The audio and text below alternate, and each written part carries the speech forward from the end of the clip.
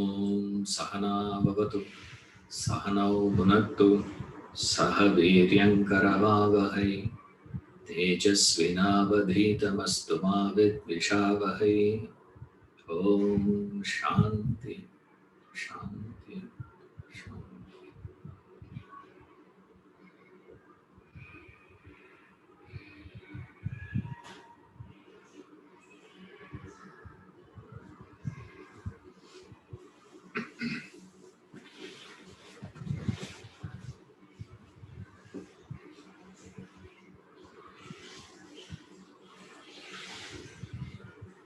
The turkey and the ant. The turkey starts complaining that human beings consume a turkey when it's consuming millions of ants. That's what the ant says. Ere you remark others' sin, with thy own conscience look within. Control thy more voracious bill, not for a breakfast nation skill. For one breakfast, you're devouring a country. Your whole nation is destroyed. And he is talking about, human being. So what is the message he is giving here? Yes. So what is the poet trying to say? He says it is very easy for the human mind to be extroverted, to look outside and judge people around us. That's the blunder we make. Constantly we keep judging everyone. And that's the message of Christ. It says, judge not others. You have no business to judge others. You see, the word judgment is used in Vedanta in two different contexts, in two different ways. In one context, when we say judgment, what we are referring to is when we define the mind and intellect. At the time of when we are defining mind and intellect, during intellect's, the equipment's definition, buddhi, we use the word judgment. Intellect is your ability to judge, ability to think, ability to reason, analyze, discriminate, decide, reason, all this. This is called intellect. There, the term judgment is used in the positive sense. Okay. Now, here it is not used in that sense. Here it is used in the negative sense. The connotation is negative here. You see, he says, judge not others. Here, judgment has a negative connotation. Negative in the sense, don't judge others means, to put it in a very simple way, it means don't criticize others. Don't start criticizing people. And why does this criticism happens? Why does this judgment happen? It happens because of your preconceived notion. I have a prejudiced understanding. I have certain things as right and wrong in life. I have a belief. I have an understanding. This is right and this is wrong. And when I'm carrying that sense of right and wrong is what we call as a value system. And I carry that value system, I carry that belief, I carry that moral values, ideas, and I see the action of people. Right? Now, I carry certain values and I see actions of people around me. When I see that action of people around me, I have no choice but to judge them. They do actions, and I see them performing certain actions. And on the other hand, I have, and your action and my values, I compare and pass a judgment. That is what he says, don't do. That is what he is asking you to stop. Don't keep judging people. When you see them, this is where the whole problem starts, he says. Why? Because of that extroversion. What is this extroversion, sir? That's how the whole evolution happens, actually. Slowly that idea is moved. For example, if you see in the Old Testament, the fundamental idea in the Old Testament is salvation can happen only through action. You have to do certain things and don't do certain things. Do's and don'ts. By doing certain things and not doing certain things, you get salvation. This is Old Testament. When you come to New Testament, the whole thing shifts from action to faith. Salvation is through faith in New Testament. It's not through action. You come to Vedanta, Upanishads you come to, there they say, na karmana, na prajaya, na dainanena, tyakena ekena amrtatva manashu, says. You get salvation only through renunciation here. Now each one gives their own understanding of salvation. How do you get salvation? It is an evolution, remember. You have to pass through the first phase, second phase, third phase. But our problem is, I have certain things and I refuse to leave those things. That prejudice. What is the prejudice? Why do you carry that prejudice? Why do you carry it? It is very easy to say, you should not carry, but you do carry. Why do you carry a prejudice? How do you define a prejudice, first of all? How are you to understand that prejudice, first of all?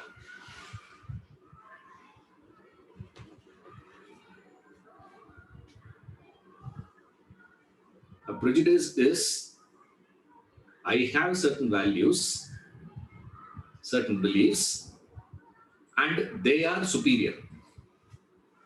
That is more important. And that is the standard.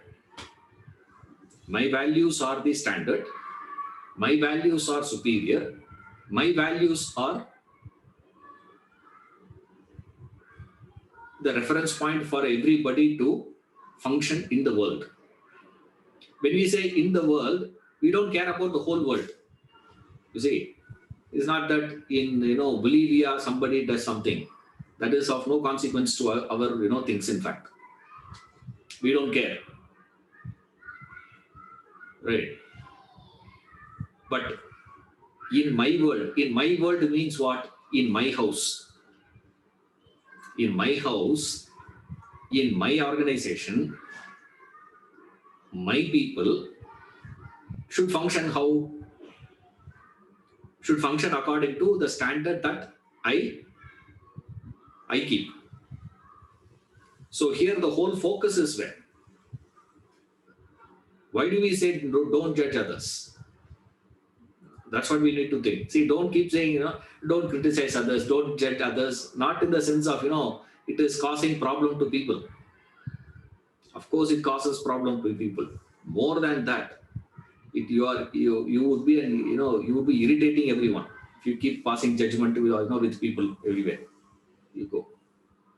You see, that's not the point. It's not because of your relationship will get strained. Of course, relationship will get strained. There's one of my relative, he has a very weird idea. You know, he says dosa should be golden brown or white. That is the argument. He says dosa should be white, should not be golden brown. And that lady in the house says dosa should be golden brown. It should not become black. And dosa should be thick or thin, paper roast. How dosa should be? One fellow says dosa should be thick. Another one says dosa should be thin.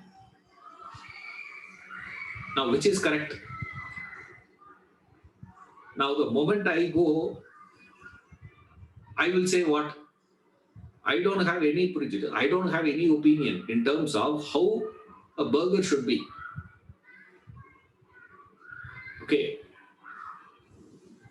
How a burger should, I have no idea. So, whatever you give as burger and say, this is what the taste of it. I have no clue of that, on the toast in UK, fellow was applying something. I said, it's a delicacy. And he says, and I said, not delicacy, give me, I would like to taste. You try it. He said, I took that. One bite. It's like in Tamil we call it injithana korangu. If inji, what do you call? Ginger. You give a ginger to a monkey. Right? How that face will go. Like that my face went.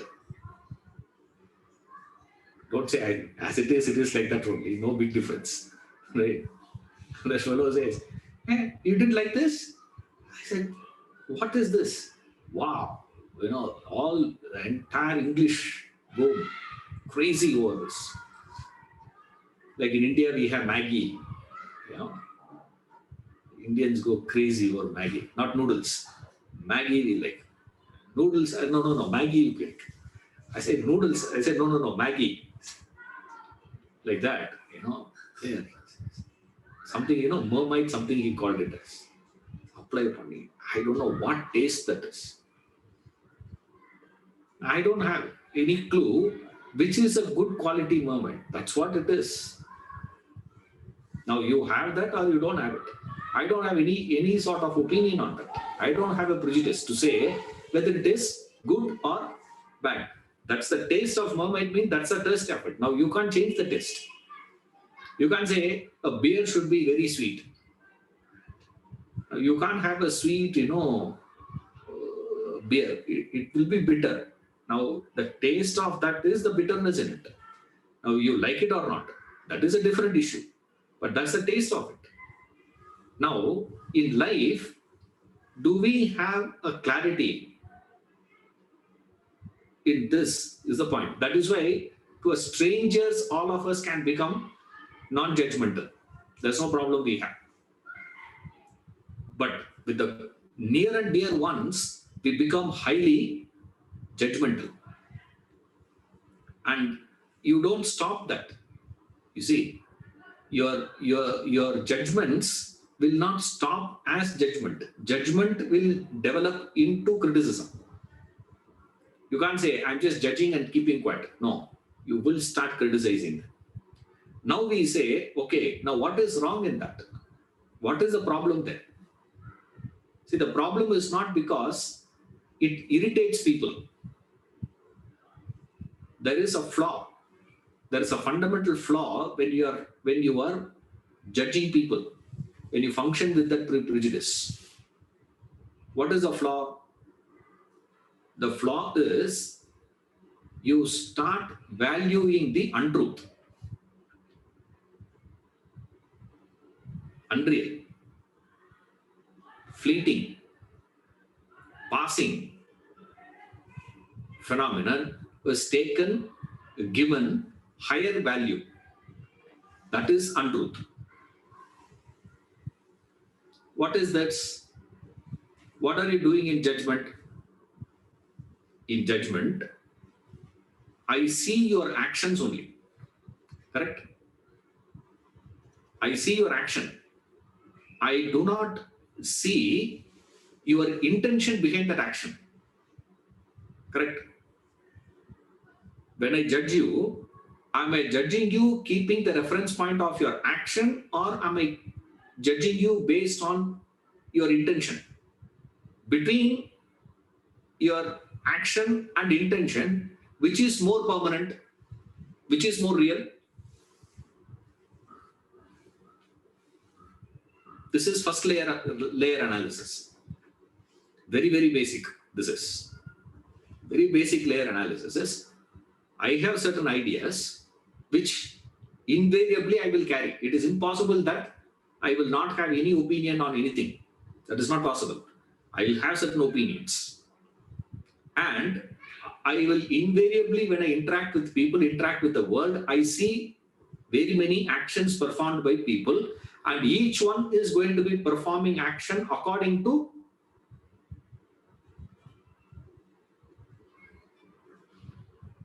their thoughts, their desires, their vasanas. They are not going to be, performing actions based on my standard. Like, I perform actions based on my standards. Same way, they will perform actions according to their standards and their beliefs, their values. Now, in criticism, we don't even make the comparison between my values versus your values, between my intention and your intention. We will take my intentions versus your action. That is untruth, unequal comparison. And essentially, we miss out. This is one hand. On the other hand, in judgment, we are ignoring the law of life. That is untruth, unreal.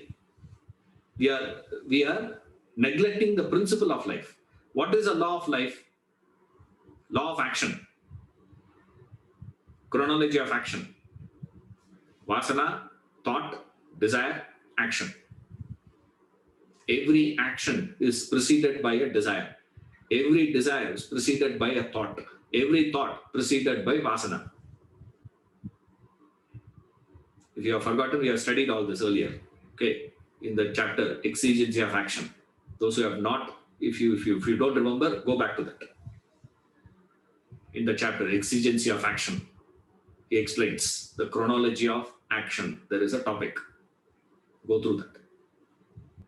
A law of action is that any action that happens in the world happens because of a desire. Without a desire, no action can happen. And a desire cannot be there without a thought. A thought cannot be without a vasana. So vasana, thought, desire, action. This is the chronology of action. I conveniently dismiss that chronology, dismiss that principle, flout that fundamental idea of action, and I take the action which is the grossest aspect of the personality, the furthest aspect of the personality, and pass a judgment about that personality. You see, furthest point of view is your action. Right? What is subtler than that action is your intention. What is subtler than intention? Your vasana. What is subtler than vasana? I conveniently ignore that the other person is essentially the self. That is ignored. That I dismiss completely. Why do I dismiss that completely? Because I don't see myself as the self. I see myself as that limited individual. So the moment I believe myself to be that individual, then I will see everyone around me also individual only, isn't it? In Bangalore, Do I see myself as Bangalorean or Madrasi?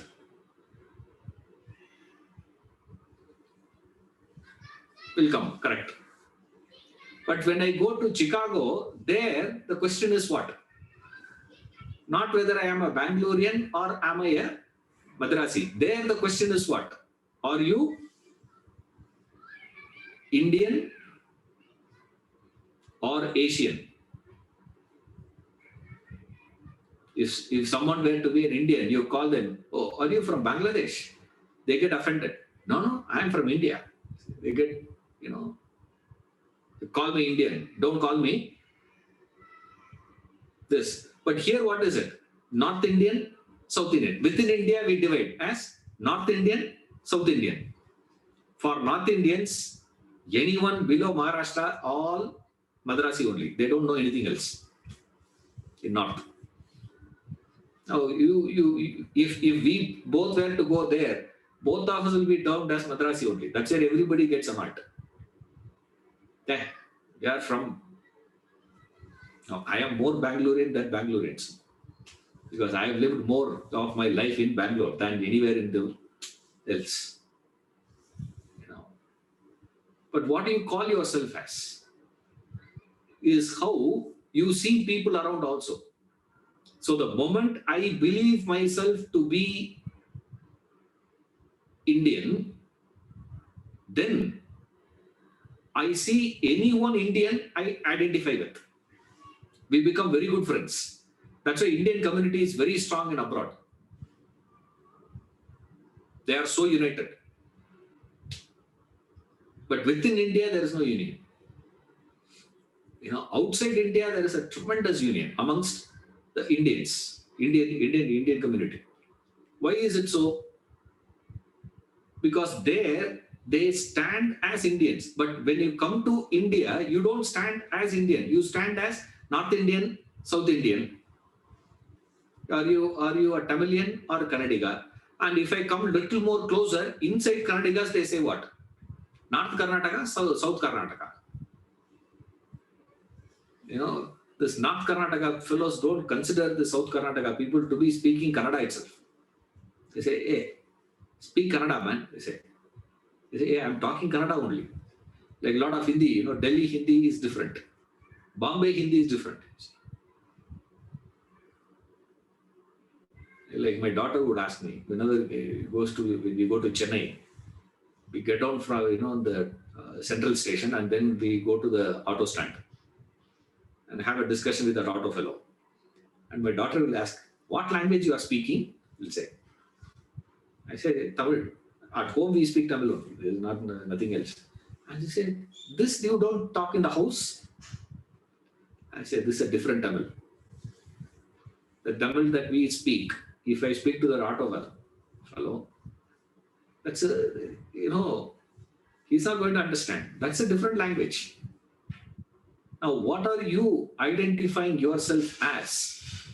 If you believe yourself to be the student, you see everybody student. If you believe yourself to be good, you see everyone good. If you believe yourself to be bad, if you are bad, you will see everyone bad. You want to see everyone God, divine. That is not possible unless you believe yourself to be divine. You believe yourself to be the little, limited, constricted individual. How on earth you can see the Supreme Self in others? You dismiss the divinity in the other is the untruth. That's the prejudice. That is where the whole thing comes under this category of the problem of introversion. The mind is extroverted in nature. We say this is the extroversion in the nature. But then you start from your basic understanding. You say, what is this? You say, yeah, I don't want everyone else to be following my things, but the standard should be followed in this house. Within my family, everyone should be living according to the standard that I set. whatever values I believe. Now, that doesn't mean, now this is the problem in Vedanta. Now, that doesn't mean, no, we should not have any values at all. Immediately we go to, this is where we get real trouble. That's why these people defined it so beautifully. They divided the scriptures into two categories. One set of scriptures were called Shruti. Another set of scriptures were called Smriti. See, the Smriti is also a scripture, is also authority, but of inferior in comparison to Shruti. That Old Testament is also scripture. Moses is not any less to Christ. But still, between the words of Moses and Jesus, Jesus' word stands. Why Shruti? That's the difference. Shruti means principle, the truth of life. Smriti is, Shruti is that. Smriti is the rules and regulations given according to that particular period, time. That's the values. The Shrutis are all changeable. Now you can't have that, the Smriti.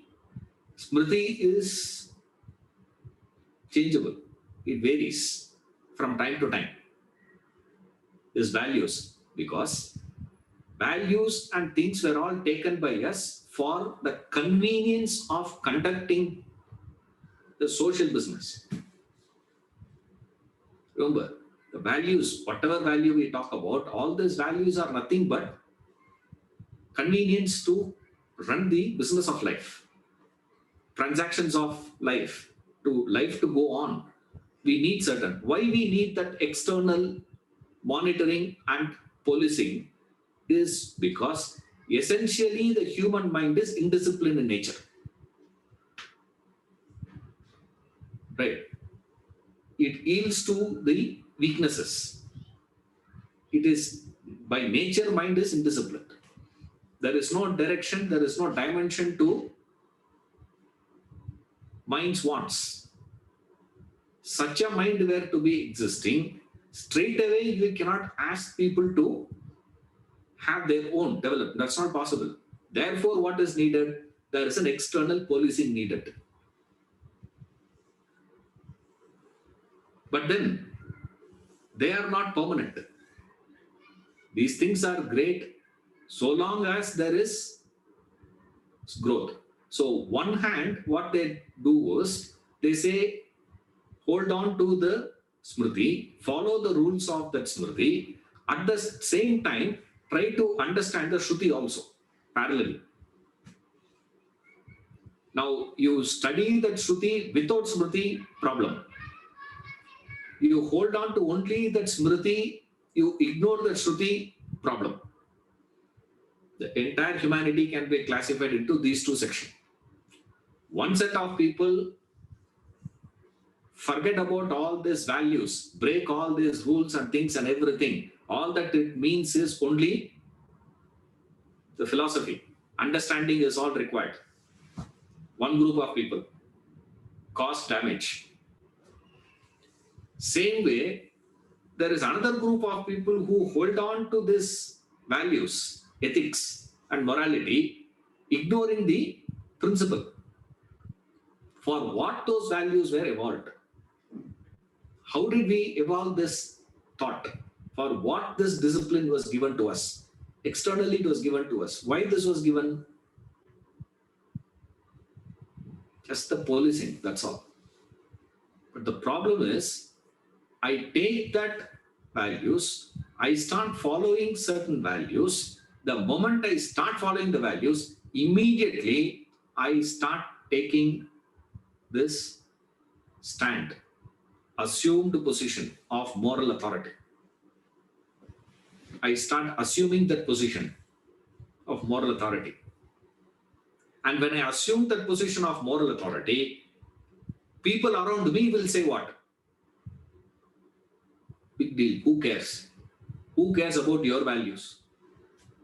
And when they don't care about my values, and according to me, my values are the supremost in life, when they are dismissing that value, can I laugh it off? Not possible. I'm talking too much of principle. Simple example. You're attending Vedanta class. You believe this Vedanta class, you are doing something extraordinary. Therefore, what do you tell everyone in your house? Hey, class is going on, everybody keep quiet. No TV. Correct? No. Why? Because you are doing something so great, according to you. So everyone has to adjust and accommodate according to this. Now, your son or your grandson will say what? Big deal.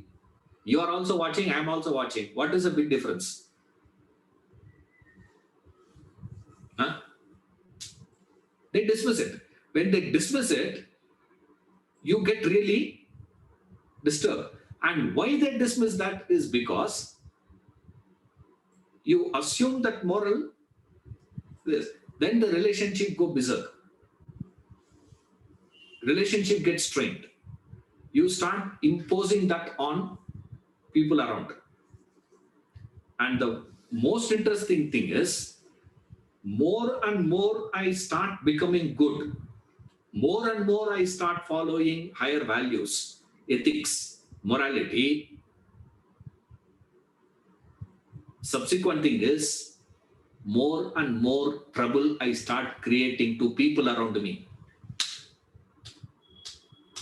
I will become a problem to people around me. Instead of solution, I'll become a problem.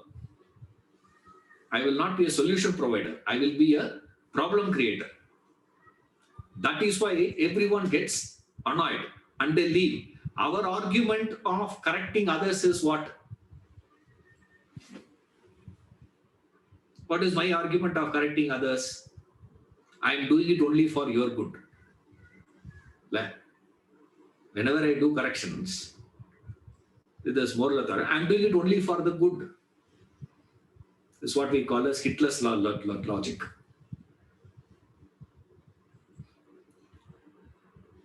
Of course, in the Western country, in the Western world, there are two races who are very, very intelligent, brilliant races. They are two races are very brilliant. Of course, we Indians, we are bright, brighter than them. That is understood. We are the best. Right? There's no question on that, because we don't compete. We don't go into the competition at all. It's too low for us to compete with these people. But that's our ego. That's all. But these two races are brilliant. These Germans and Jews. You see this, Nobel laureates number. A lot of them will be having this two origin. Brilliant. And such an intelligent race, Hitler has to convince. How did he convince? And he produced a brilliant argument. No one could break that argument with it. He said, don't you people, when you do farming, cultivation in the field, don't you remove weeds? Right?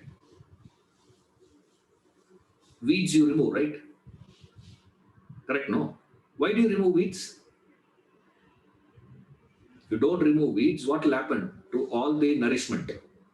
All the nourishment that is given to the crop will be absorbed by the weed, and the weed will grow more, and the crops will get weaker and weaker and weaker and die. That's exactly what happens as the society also is. In the society, obviously we are the crops and they are the weeds. So what I'm going to do, remove the weeds. And everyone said what? Perfect logic, correct. Remove the weeds. I'm doing great service. I'm serving the humanity by removing the weeds from the face of earth. I'm removing that. All of you should cooperate for that. Remember, all acts of tyranny starts with goodness only. It starts with a good intention. As though I'm such a good fellow, I will talk.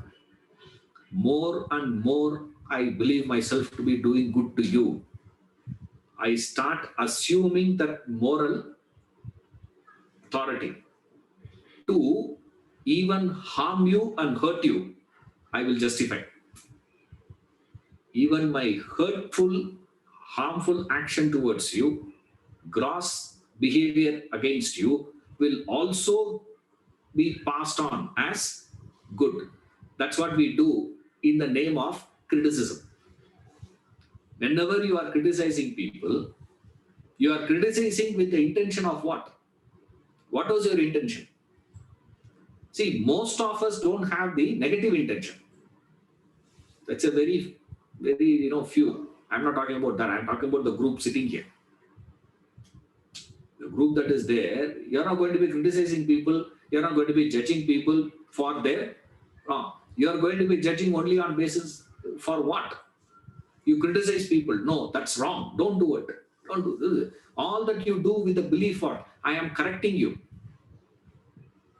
My intention is to correct you.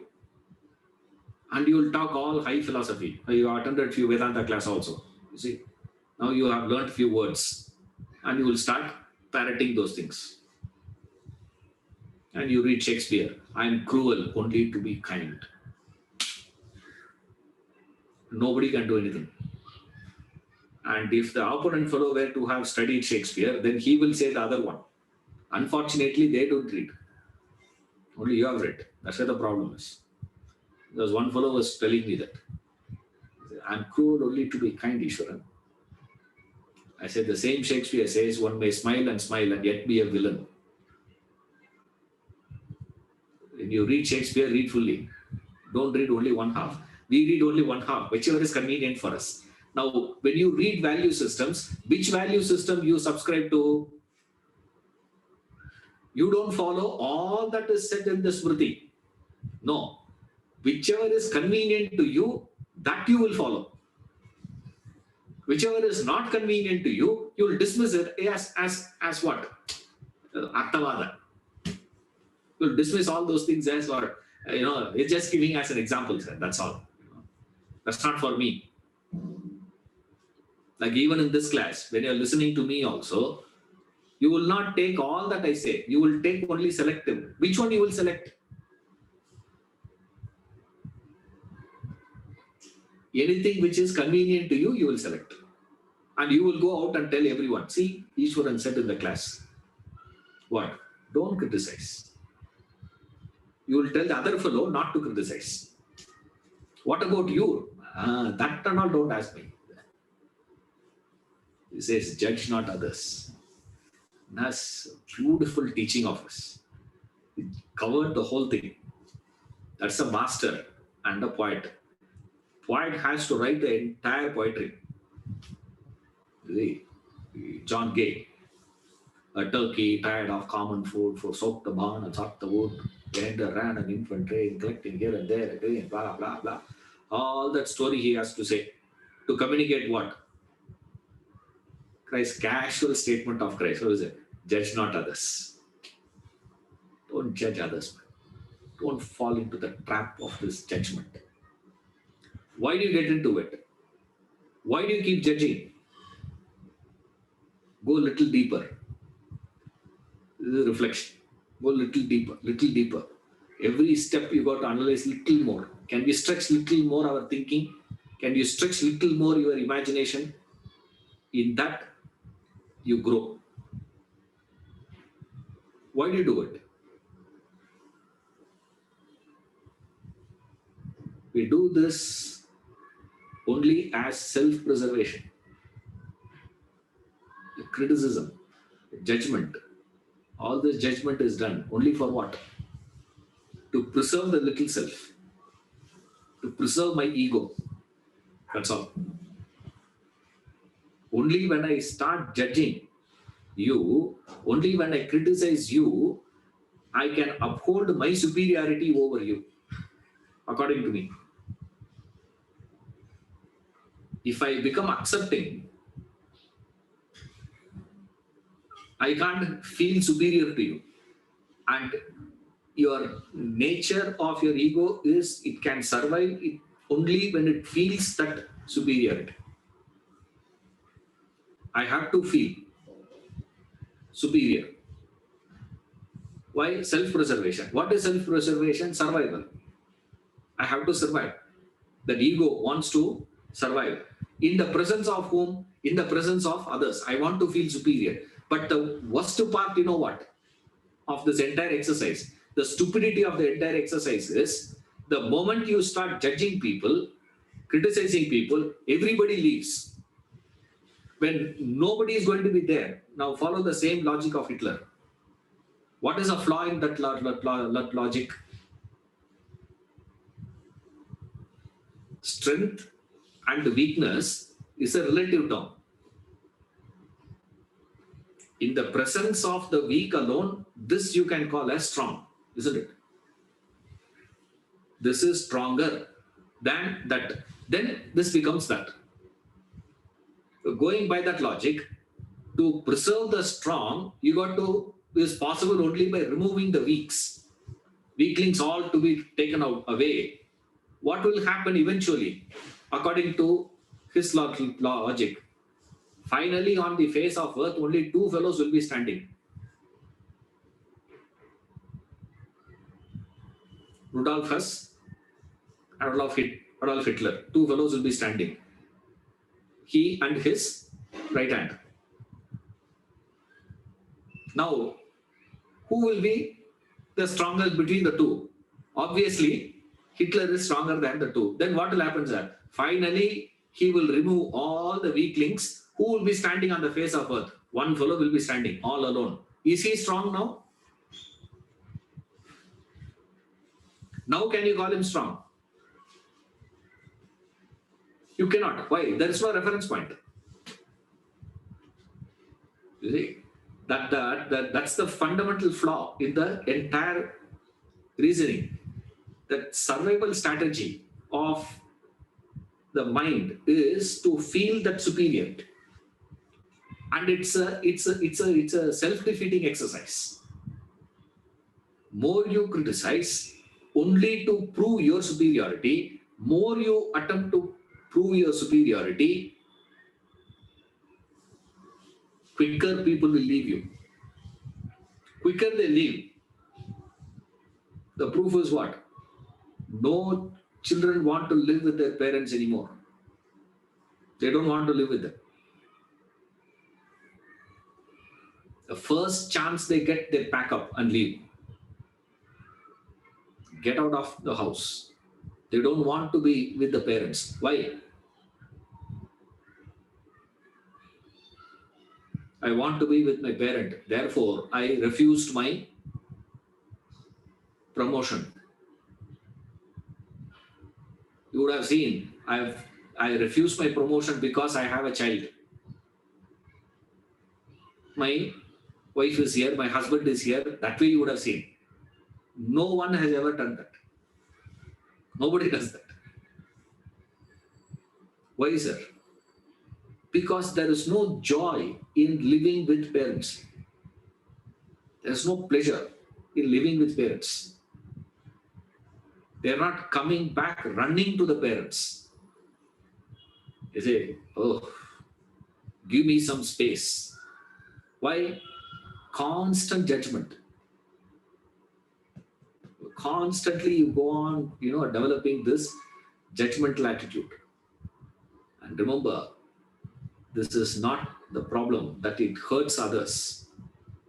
The venom that is thrown comes back and hits you with more intensity.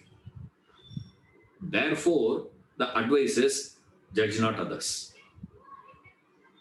Don't criticize others. Not because it is going to be causing problem to people, because the venom comes back and strikes you harder. Now, in this scenario, now what are we supposed to do now? Shut up. Check whether you are living your life with your standards. If I am a cleanliness freak, then you keep cleaning. Don't ask everyone in the house to be clean. Our argument will be what? No. Since I am cleanliness freak, everyone in the house should be clean.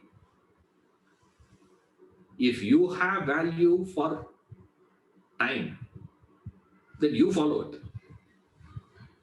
Don't ask everyone in the house to be following. That is called introversion. Ere you remark others' sin, with thy own conscience look within. He says, look within. Suppose we will say, sir, if we do that, will they not continue to live in the old fashion, in the wrong things? They will not grow. Then how do you make it grow? Even then, criticism will not work. Because growth, development, correction, change, all that happens only in the atmosphere of love. And what is love? The hallmark of love is to give freedom to the other. You give freedom. So, growth can happen only in the atmosphere of freedom. You don't force yourself on others. The tragedy is we try to force ourselves on people. Now, I believe it is wrong. Therefore, what? I force it on you. I believe this is good for this. So what I do? Everybody should listen to Vedanta. Everybody should study Vedanta. That you may wish to do. But you can't be forcing everyone in the house to be listening to Vedanta. Because you believe so. Because I believe so. Then how do I make them understand, sir? Give them the freedom to live their own way. And what you do, let you do your actions attractive. You grow. You go within and start growing. There, automatically, more and more of love. And in the atmosphere of freedom, the person will feel secured. In the atmosphere of attachment, there is insecurity. In the atmosphere of love, they feel secured. And natural tendency of anyone is to move towards security. Anywhere, anyone who gives more security, they come. They get attracted towards that, automatic. Love attracts, attachment repels. Why? Because attachment breeds insecurity. Why it breeds insecurity? Because what you carry is insecurity. Why do you get attached? Insecurity. Because you feel insecure, you get attached. And what will come out of it? Coconut seed will produce coconut tree. Why coconut tree comes out? Because it is coconut seed. That's all. Mango seed will produce mango tree. The seed of insecurity is what is planted in the mind, attached. Attachment gives a fantastic ground, womb for it to breed. It keeps growing. And what comes out? Insecurity alone will come out. Result is going to be what? Insecurity. In the atmosphere of love, what happens, sir? Freedom. Freedom leads to security. Wherever there is security, people will come. They will seek you.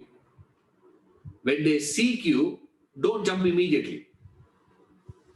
I'm waiting only for this. Now start. Sahana Vavatu, Sahano Gunaktu, don't start. You know? They what? Chalo, yeah, do it. It's okay. So give them the freedom. Give them the time. That's what we do, no? To ourselves. Isn't it? Suppose by chance you were to recognize a fault in you, what do? How do you treat? How do you treat your fault?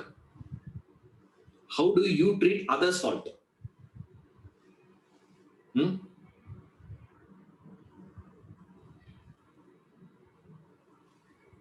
There is a car key. Now, who is going to be holding the car key? You are supposed to be keeping it, no? Where did it go? Car key will go by itself.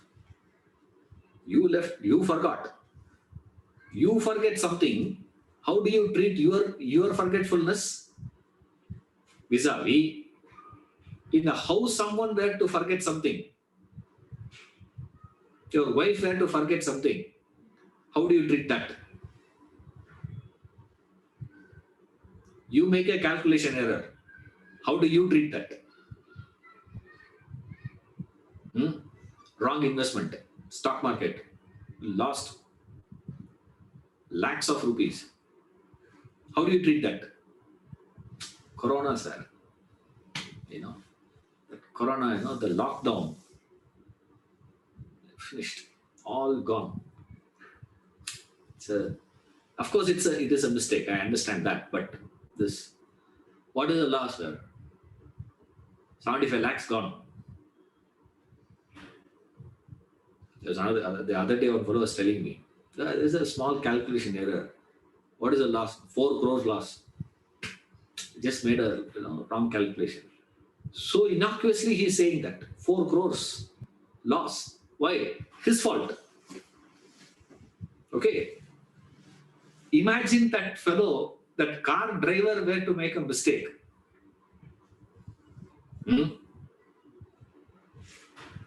What? In the petrol pump, he made a mistake to check whether that petrol pump boy started with 0 or just like that. 50 rupees. That's what this says. Here you remark others' sin. 4 crores is a loss. Here it is 50 rupees. That 50 rupees he pounces and devours that fellow to tears him apart. 4 crores, that fellow casually says. So, made a mistake of wrong calculation. Imagine,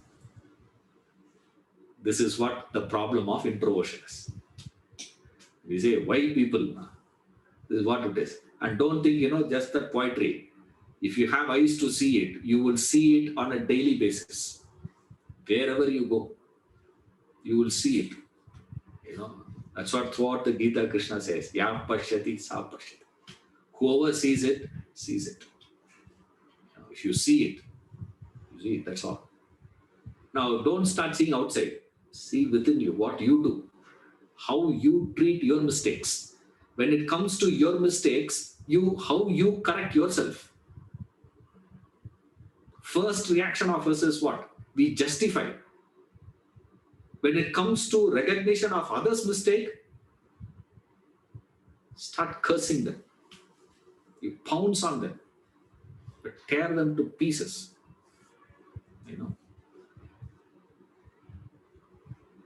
Like kuttu paratha. Like that it becomes. Make them to pieces,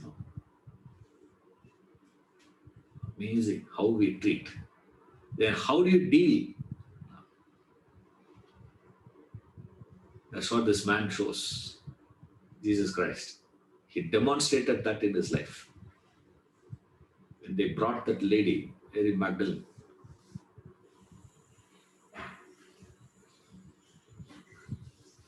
prostitute, they caught her red hand committing adultery. They brought her and asked Christ, because the law of Moses says, thou shalt not commit adultery, and the punishment for adultery is stone the person to death. And Christ is going on saying, forgive, forgive, forgive.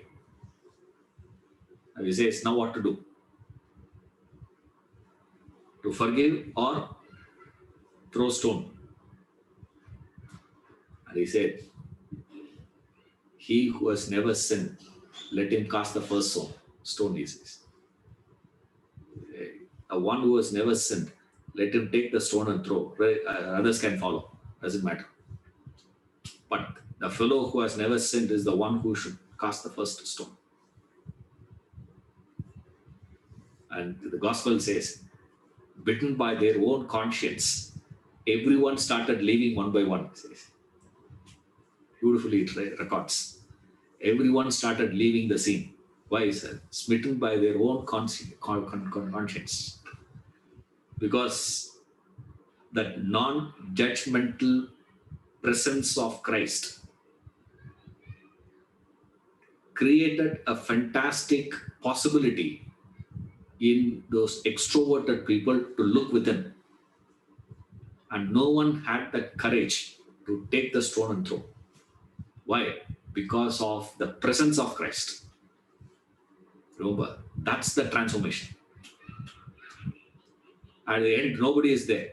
Everybody leaves. And he looks up and he sees no one is there. Only the lady is standing there crying. He says, where are your accusers? Where are they? She says, they all gone.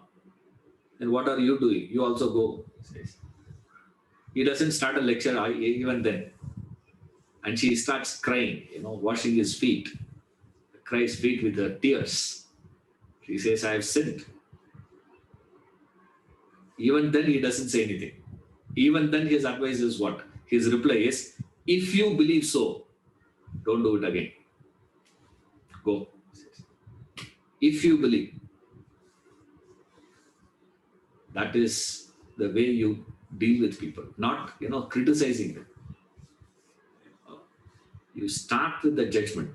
You finally land up in criticism. Very, very dangerous. And why do you do that, sir? Self-preservation. Therefore, it is fault. And it is against the basic principles of life, where you take the untruth to be truth. You take the unreal to be real. I stop this mental attitude of criticism. Everything keep complaining. Why it is like that? Why it is like this? Why not like that? Why not like this? That's what he says. All grumbling tantamounts to, oh, why a lily, not an oak? Fantastic statement. All grumbling tantamounts to, why a lily, not an oak? What is there to criticize in people? There is nothing to criticize. All that you need to do is what? You need to have an understanding. What is understanding? As I am a victim of my own desires, my own prejudices, my own vasanas, my own background, my own ignorance. So are they. One angle. Another angle is, as I am divine, manifesting this way, the other is also divine, manifesting this way. Doesn't make a difference. Either case, it is just a divinity.